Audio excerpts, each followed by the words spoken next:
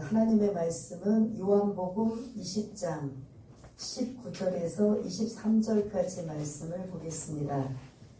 신약성경 183쪽에 있는 요한복음 20장 19절에서 23절까지 말씀을 다 찾으시면 몇 절 안 되지만 제가 한 절 읽고 여러분들이 한 절 읽으며 교독하겠습니다. 다 찾으신 줄 알고 교독하겠습니다. 이날 곧 안식 후 첫날 저녁 때에 제자들이 유대인들을 두려워하여 모인 곳에 문들을 닫았더니 예수께서 오사 가운데 서서 이르시되 너희에게 평강이 있을지어다. 이 말씀을 하시고 수고하여 굴리를 보이시니 제자들이 주를 보고 기뻐하더라. 예수께서 또 이르시되 너희에게 평강이 있을지어다. 아버지께서 나를 보내신 것 같이 나도 너희를 보내노라. 이 말씀을 하시고 그들을 향하사 숨을 내쉬며 이르시되 성령을 받으라. 다 같이요. 너희가 누구의 죄든지 사하면 사하여질 것이요 누구의 죄든지 그대로 두면 그대로 있으리라 하시니라. 아멘. 제목이 너희에게 평강이 있을지어다 라는 말씀을 가지고 오늘 부활의 주님을 증거하는 이러한 시간이 좀 되려고 합니다. 시간이 좀 너무 많이 가서 제 머릿속이 막 복잡합니다. 어떻게 짧게 간결하게 할 수 있을까? 오늘 또 성만찬도 있기 때문에 좀 머리가 머릿속이 복잡한데 아무튼 짧게 간결하게 말씀을 드리려고 합니다. 어느 교회에 믿음이 좋고 신실하신 집사님이 사업을 하셨어요. 근데 그 사업을 하셨던 그 집사님이 부도가 나는 바람에 파산이 돼버렸습니다. 그러다 보니까 아무것도 없고 이제 빚만 남은 거예요. 너무나 답답하고 캄캄하다 보니까 목사님을 찾아옵니다. 목사님, 제가 이제 부도가 나서 파산이 되어서 아무것도 남은 게 없습니다. 절망과 두려움과 이러한 그런 근심 속에 목사님을 찾아온 거예요. 그 목사님께서 아닙니다. 한번 생각해 보세요. 분명히 뭔가 있을 겁니다. 남아있는 게. 그랬더니 아무것도 없는데요? 라고 했더니 다시 한번 생각해 보세요. 분명히 집사님에게 남아있는 게 있을 거예요. 그래서 가만히 생각해 보니까 자기 가족들이 있더라는 겁니다. 그래서 건강한 가족들이 있네요. 라고 했더니 또 있을 겁니다. 또 목사님이 또 여쭤봤어요. 또 가만히 생각해 보니까 제 주변에 몇 명 안 되지만 그 몇 명의 친구들이 그런 부도가 난 것을 위로해주고 그리고 그런 옆에서 지켜봐주는 그러한 친구들이 있네요. 목사님이 또 물어봤어요. 또 있을 겁니다. 여러분들이 이제 먼저 어느 정도 이 정도까지 왔으면 감을 잡으셔야 되거든요. 또 있을 거예요. 없는데요? 그랬더니 이제 목사님께서 제가 남은 건 이제는 빚밖에 없어요. 이제 목사님한테 이제 화를 낸 거예요. 아무것도 없다니까요? 라고 했습니다. 그랬더니 목사님께서 그때 말씀하시기를 당신의 문제 속에 집사님의 문제 속에 예수님은 그럼 어디 있습니까? 라고 한 거예요. 여태까지 예배를 믿음이 좋고 신실하다고 제가 말씀드렸잖아요. 주일날 와서 예배드리고 그리고 기도하고 나름대로 신앙생활 잘했다고 하는 그분이 예수를 믿은 거잖아요. 그런데 정작 문제가 생기고 어려움이 생기니까 그 문제 속에 예수님은 당신에게 어디 있습니까? 라고 이렇게 질문을 던지니까 정신이 번쩍 드는 거예요. 누가 있었지? 예수님이 있었지. 그런데 예수님을 생각을 못한 거예요. 그 믿음 좋고 신실하다고 하는 그 집사님은 예배 때만 예수님이 계신 거고 기도할 때만 예수님이 계신 거고 나의 삶 속에 예수님이 안 계신 거예요. 그러니까 주일날 오셔가지고 예배드리고 기도할 때 그럴 때는 예수님이 함께 계심을 느끼는데 성전문 바깥에 나가서 일주일 동안 생활을 할 때는 예수님하고 상관없이 살다 보니까 내가 좀 이렇게 어려운 상황이 생기고 어려운 문제가 생겼을 때 그때 누가 떠오르지 않아요? 예수님이 떠오르지 않는 거예요. 이게 바로 우리들에게 문제라는 거죠. 그러다 보니까 이 집사님은 두려움과 그런 사업이 완전히 부도가 나고 빚만 안겨진 채 이제 가족들하고 어떻게 살아야 될지 소망도 낙도 없는 상황이다 보니까 이 마음이 보통 이게 두려움과 근심과 염려가 있는 게 아니에요. 그런데 목사님과 대화를 나누다 보니까 내 안에 누가 계시지? 예수님이 계시지. 그래서 그때 정신을 바짝 차리고 그 예수님을 의지하고 예수님의 도움을 바라면서 다시 재기할 수 있었다는 글이 있습니다. 이게 사실은 그분에게만 있는 게 아니라 우리들의 삶 속에 한번 생각해 봐야 된다는 거죠. 과연 저와 여러분들의 삶 속에 어느 상황이든 예수님이 함께 계시는가? 잊어버리고 살진 않는가? 전혀 감없이 그냥 내가 예수 믿었고 그리스도인이니까 교회 와서 예배는 드리지만 나머지 삶 속에 예수님과 함께하고 동행하는 일은 얼마나 되는가? 우리 한번 생각해 봐야 되는 거죠. 오늘 이 본문에 보면은 예수님의 제자들이 등장해요. 19절에. 예수님이 십자가에 죽으셨어요. 그러다 보니까 제자들이 다 걸음아 나살려라고 다 어떻게 됐어요? 주랭랑을 도망을 가버린 거예요. 그러면서 오늘 이 본문에 보니까 누구를 두려워했다. 19절 좀 한번 띄워주시면 누구를 두려워했다고 나와요? 유대인들을 두려워했다. 그 유대인들이 누구냐면 예수를 잡아서 죽인 자들이란 말이에요. 그러니까 자기의 스승 예수도 잡아서 죽였으면 이제는 누구 순서다? 제자들 순서라는 거죠. 이제 드디어 우리 순서가 된 거예요. 곧 있으면 우리도 이제 잡아서 저 예수님처럼 죽을 거라고 생각이 드는 거예요. 그러다 보니까 이들이 마음이 어떻겠어요? 두려움으로 엄습해지는 거죠. 밥을 먹어도 먹는 것 같지 않고 잠을 자도 잔 것 같지 않고 바깥에서 조금만 소리가 나도 저벅저벅 소리가 나도 자기를 향해서 뭐 하는 것 같다? 잡으러 오는 것 같은 예수님처럼 잡히면 어떡하나? 우리도 똑같이 저렇게 죽으면 어떡하나? 그러다 보니까 그 19절에 보니까 그들이 한 행동이 있어요. 어떤 행동이죠? 문을 닫기만 하면 열 수도 있잖아요. 꼭 잠궈버린 거예요. 아무도 못 들어오게 잠가버린 거예요. 그러면서 그냥 귀는 바깥을 향해서 쫑긋하고 그리고 그러한 염려와 근심과 두려움 속에서 태어나지를 못하는 거예요. 만약 이들이 늘 예수님이 십자가 지시기 전에 나는 죽을 것이지만 분명히 3일 만에 뭐 할 것이다? 살아날 것이다. 이걸 한두 번 말씀한 게 아니에요, 제자들에게. 그러나 제자들은 그런 것들 기억도 안 나고 지금 당장은 자기네들의 신변만 걱정이 되는 거예요. 그러니까 그들끼리 제자들끼리 꽁꽁 모여서 그런 아무 대책도 없이 그냥 숨죽여서 이제나 저제나 저 유대인들이 우리를 향해서 와서 예수님처럼 우리 스승처럼 잡혀가서 우리도 똑같이 죽임을 당하면 어떨까? 이 죽음에 대한 두려움, 이 공포, 이게 지금 19절 안에 여러분들이 딱 와닿아야 되는 거예요. 그러니까 어떤 상황이 온다 할지라도 이러한 두려움 속에 있는 이들에게는 아무 소망도 낙도 없는 거예요. 이제 누구 차례다? 자기네들의 차례가 올 것이라는 걸 생각을 하는 거죠. 그런데 그런 상황에 누가 오셨나? 19절에 보니까 또 누가 오셨어요? 부활하신 예수님이 오신 거예요. 두려움의 공포에 사로잡힌 이들에게 부활하신 주님이 문을 열고 들어오셨어요? 어떻게 하신 것 같아요? 막 두드렸어요? 얘들아 나와서 문 열어줘! 그랬나요? 그냥 들어오셨어요. 부활하신 주님은 시공간을 초월하시다 보니까 이제 오셔서 어떻게 하느냐? 손에 못자국 난 것, 그리고 옆구리에 창으로 찔렸던 그것을 그대로 그 흔적을 제자들에게 보여줘요. 그러면서 말씀하시죠. 오늘 제목처럼 너희에게 뭐가 있을지어다? 평강이 있을지어다. 지금 이 제자들의 마음에는 평강이 있어요, 없어요? 없어요. 뭐만 있어요? 두려움으로, 그 두려움도 죽음의 공포에 가까운 두려움으로 지금 가까워진 거예요. 그런데 그것을 너무나 잘 알고 계시는 부활의 주님께서 너희들에게 뭐가 있을지어다? 너희들 지금 두렵지? 공포감에 사로잡혔지? 밥 먹어도 밥 먹은 것 같지 않고 잠을 자도 잔 것 같지 않고 여러 가지 지금 이런 공포에 사로잡혀 두려움에 떨고 있는 너희들, 그 예수님께서 오셔서 평강을 주시는 거죠. 그래서 복 중에 최고의 복은 돈이다. 맞아요? 복 중에 최고의 복은 명예다, 권력이다. 아니에요.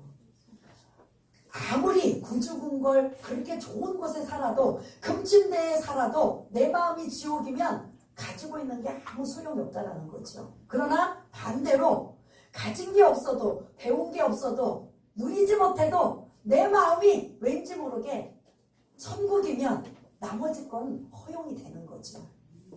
우리 기독교가 처음에 왔을 때 가난한 자들에게 복음이 들어온 거예요. 잘나고 똑똑하고 있는 자들에게, 많이 배운 자들에게 우리가 한 130년 전에 우리나라의 기독교가 복음이 들어온 게 다 누구에냐면 다 가난하고 지쳐있고 못 배우고 힘들어 있는 자들에게 어떻게 보면 마지막 끈과 같이 그 예수의 끈을 그들이 붙잡은 거예요. 우리 믿음의 선진들이. 그들이 믿고, 그들이 예수를 믿고 기도하고 예배를 드리니까 그들의 얼굴이 해처럼 밝아지니까 믿지 않는 사람들이, 야, 저 예수 믿는 사람들을 보면 잘 살지도 못하고 배우지도 못하고 가진 것도 없고 저 그냥 찌질이도 못 사는 저들은 뭐만 다르다? 얼굴이 왜 저렇게 다른지 알 수가 없는 거예요. 그거 오늘 보면 뭐예요? 하나님이 주시는 평강, 평안이 있기 때문입니다.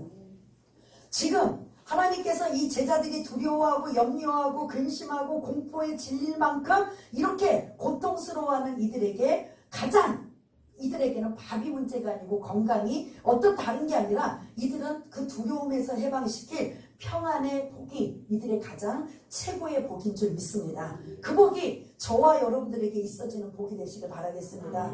다른 거 다 가져도 내 마음의 지옥 같으면 이게 아무 소용이 없는 거예요. 그러나 반대로 가진 건 없어도 내 마음이 천국이고 내 마음이 이렇게 평안으로 가득 찬다면 이게 진짜 백이라는 거죠. 그래서 이 평안은 두 가지가 평안이 있어요. 세상이 주는 평안. 여러분들 뭐가 제일 좋아요? 세상에서? 돈이지요. 돈만 있으면 편안할 것 같으지요. 근데 그건 그때뿐이고 잠시뿐이에요. 어떤 분들은 건강, 어떤 분들은 명예, 어떤 분들은 권력인데 이 오늘 본문에 나오는 이 평안은 다른 말로 뭐냐면 위로부터 임하시는, 하늘로부터 부여해 주시는 그 평강이에요.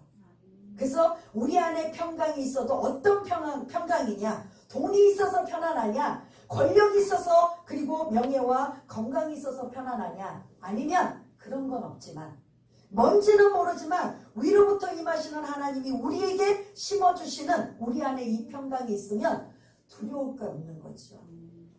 기가 막힐 웅덩이와 수렁 속에 우리가 빠져 있어도 두려워하지 않는 거죠. 그리고 어떤 어려움과 그런 역경 속에서도 두려워할 수 없는 거죠. 죽음의 위협 속에서도 이 평강만 있으면 두렵지 않는 거죠. 그래서 이 제자들은 이후에 오순절 성령 강림 사건 이후에 이들의 이 평안을 가지고 이제는 두려운 게 아니라 오히려 적극적으로 예수님을 위해서 어떻게 살았어요? 죽기를 각오하고 사는 거예요. 만약 이런 마음으로, 두려움으로 예수를 전한다고 하면 전할 수 있어요? 없어요? 못 전해요. 여러분들 여기 계신 분들 중에 막 근심과 염려와 막 그냥 막 얼굴이 막 써여 있어요. 그리고 그분이 이제 전도지를 가지고 가서 예수 믿으세요 하면 바라보는 사람이 어떨 것 같아요? 예? 막 얼굴에 막 수심이 가득 차고 막 그냥 걱정이 가득 차고 막 그냥 염려 근심으로 가득 찬 사람이 예수 믿으세요 하면 어떨 것 같아요? 그 상대방이 아이고 당신이나 잘하세요. 아이고 당신 얼굴이나 좀 펴세요 할 거예요. 근데 아무것도 없지만 내 안에 뭔지는 모르지만 기쁨이 충만하고 막 평안이 넘쳐서 그 해같이 빛난 얼굴로 예수 믿으세요 하면은 어떨 것 같아요? 속은 모르지만 겉은 야 예수 믿는 사람은 다르다라고 할 거잖아요. 근데 이 하늘로부터 임하는 이 평강, 제자들에게 주신 이 평강이 저와 여러분들에게 있어지길 바라겠습니다. 그 평안이 있으면 다른 거는 주시면 감사하고 그 주신 것 가지고 하나님의 영광을 올려드리고 그렇게 쓰면 되고 나누면 되는 거예요. 가장 복 중에 최고의 복은 뭐다? 평강의 복이라는 거지. 그래서 어르신들이 자녀들에게 늘 바라는 건 얘들아 똑똑하고 잘나고 하는 것보다 집안이 편안한 거. 이게 오히려 젊은이들은 그런 표현을 안 쓰지만 나이가 많이 드시고 어르신들은 가족끼리 화목하고 편안한 거 이걸 바라시잖아요. 그런 것처럼 주님께서 이 제자들을 두려워하고 있는 제자들에게 이 평강이 있을지어다라고 했던 이 최고의 복을 제자들에게만 누리는 게 아니라 저와 여러분들에게도 누리시는 복이 되시길 바라겠습니다. 두 번째는 뭐냐면 그 평강을 이제 주님이 와서 제자들이 이제 기뻐요. 두려움과 염려와 근심이 이제 떠나버리고 평강도 주셨기 때문에 편안하고 그리고 늘 곁에 같이 있었던 그 부활의 주님이 이제 제자들 옆에 같이 있게 된 거예요. 그런데 이제 주님께서 평강을 주시고 두 번째 제자들에게 말씀하신 게 21절이에요. 아버지가 또 이제 띄워주세요. 아버지가 나를 보낸 것처럼 보낸 것 같이 그 다음 뭐죠? 나도 너희를 하나님 아버지의 명령 그런 명을 받아서 예수님이 이 땅에 영혼을 살리고 생명을 살리는 일을 십자가에 죽으러 오셨어요. 그런데 이제 그 일을 나도 누구를 보낸다고요? 1차적으로는 제자들이고 이제 2차적으로는 저와 여러분들에게 주시는 말씀이에요. 아버지가 나를 보낸 것처럼 생명을 살리고 영혼을 살리고 사람을 살리는 일을 나도 이제 너희들에게 보내노라 라고 증인되는 사명 파송에 이러한 일을 지금 주고 계시는 걸 본다면 저와 여러분들이 이제 그 일을 감당해야 되는 거죠. 그래서 우리 일부 예배 때도 말씀드린 것처럼 복음을 증인되는 사명, 부활하신 예수님을 드러내고 전하는 이 사명, 그래서 보내노라 라고 하니까 파송인가 보다. 그래서 보따리 싸가지고 그냥 어디 외국으로 가는 게 아니라 여러분들의 삶의 자리에 믿지 않는 자들에게 부활의 복음을 증거하는 거예요. 예수님 믿으세요. 이 정도는 할 수 있잖아요. 그리고 오늘 같은 날은 예수님이 죽으셨다가 며칠 만에요?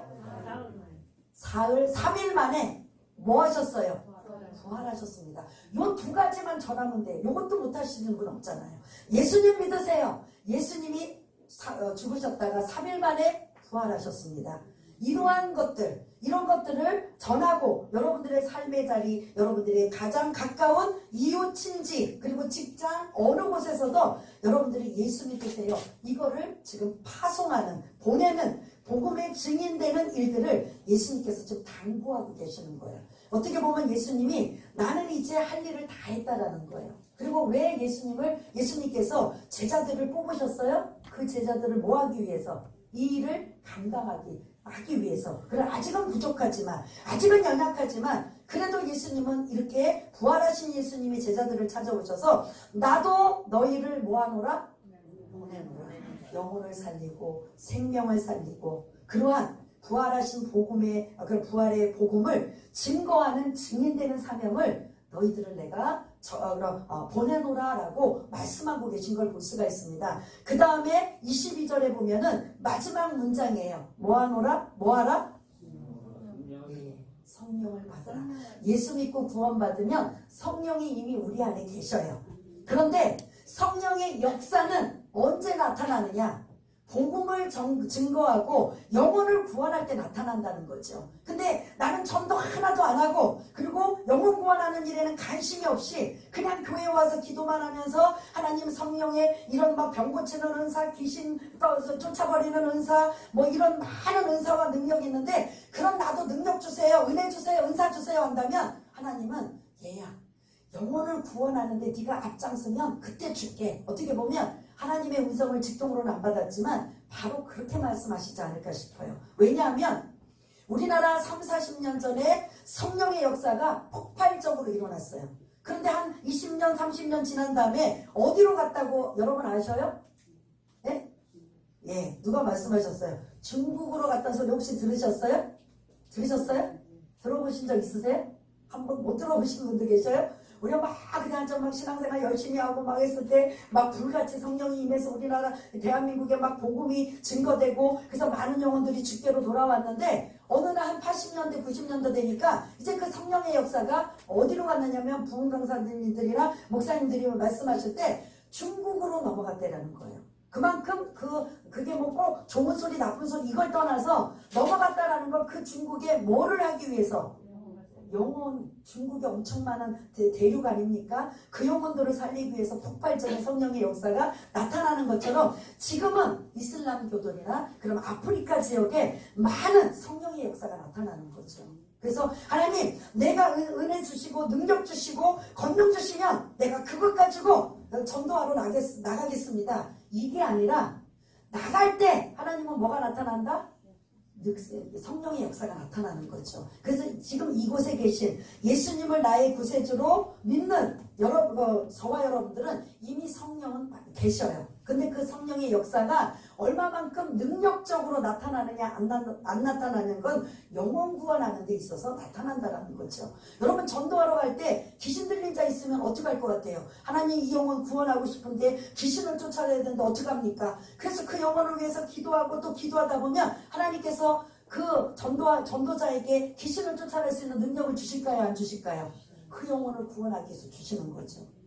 근데 전도도 하지 않고 아무것도 안 하면서 하나님 나 귀신 쫓아내는 역사를 주시면 내가 전도할게요. 병 고치는 역사가 있으면 제가 전도할게요. 이런 순서가 바뀌어져 있는 거예요. 하나님은 순종할 때 역사가 나타난다는 거죠. 복음을 전할 때, 그 영혼을 불쌍히 여길 때, 그 영혼을 주께로 인도할 때 엎드려 기도하고 안타까워하고 긍휼함을 가질 때 하나님의 성령의 역사가 나타난다라는 겁니다. 그래서 오늘 세 가지예요.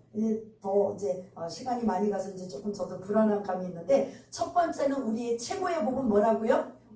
평강의 복이라는 거죠. 그래서 이스라엘 사람들은 지금은 이제 안 그런데 어르신들이 항상 인사할 때 뭐라고 하죠? 우리 인사말은 뭐죠? 우리가 그렇게 인사해요? 네? 우리 인사말은 주로 뭐라고 해요? 안녕하세요. 그게 사실은 그런 말하고 또 같은 맥락이라고 볼 수가 있는데, 별일 없으셨나요? 라는 그런 의미로, 특별히 또 아침에 보면 밤새 아무 일 없으셨나요? 라고 안녕하세요 하잖아요. 근데 이스라엘은 서로 인사말이 샬롬이에요.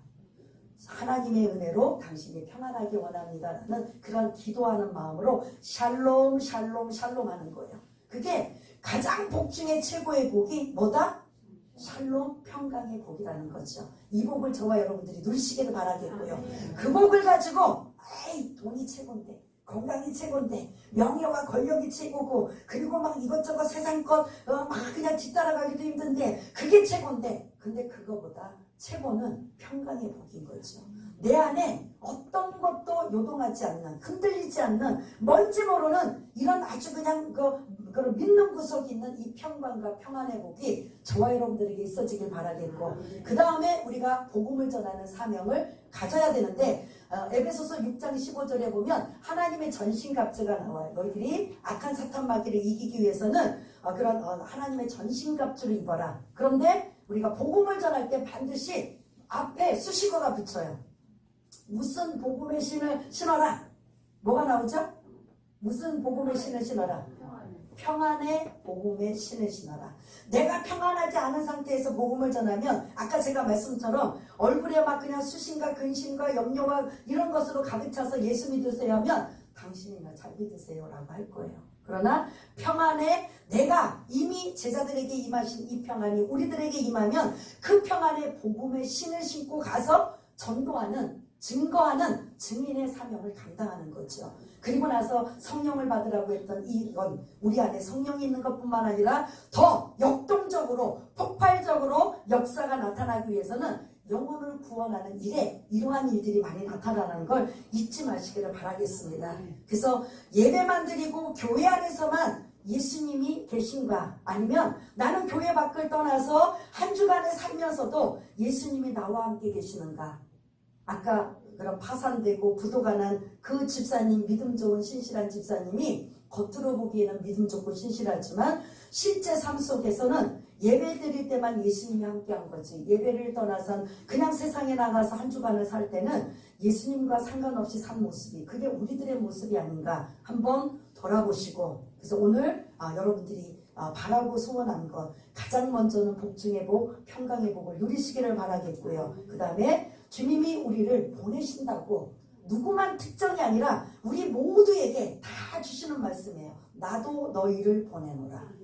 그래서 예배를 드리고 여러분들이 은혜를 받고 그리고 말씀을 알았다면 여러분들이 이제 가정으로 돌아가는 그때부터 나도 너희를 보내노라, 이 말씀에 해당이 되는 거예요. 그래서 그 말씀대로 여러분들이 살고 순종하고 지키면 그때 성령의 역사가 나타나서 많은 영혼들을 살리고 세우는 이 일들을 감당하시는 저와 여러분 모두가 다 되시기를 바라겠습니다. 기도하겠습니다. 하나님 아버지, 제자들의 상태는 공포에 질릴 만큼 두려움에 떨고 있습니다.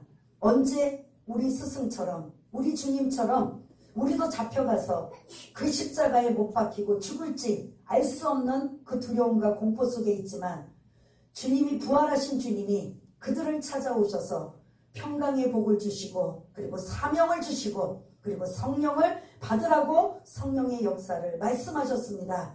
이건 제자들에게만 뿐만 아니라 우리들도 마찬가지로 똑같이 주셨다면 그대로 받고 누리고 실천할 수 있는 귀하고 복된 분들 다 될 수 있도록 주님 도와주시옵소서. 모든 것 감사드리오며 사랑이 많으신 우리 주 예수 그리스도 이름으로 기도드리옵나이다. 아멘.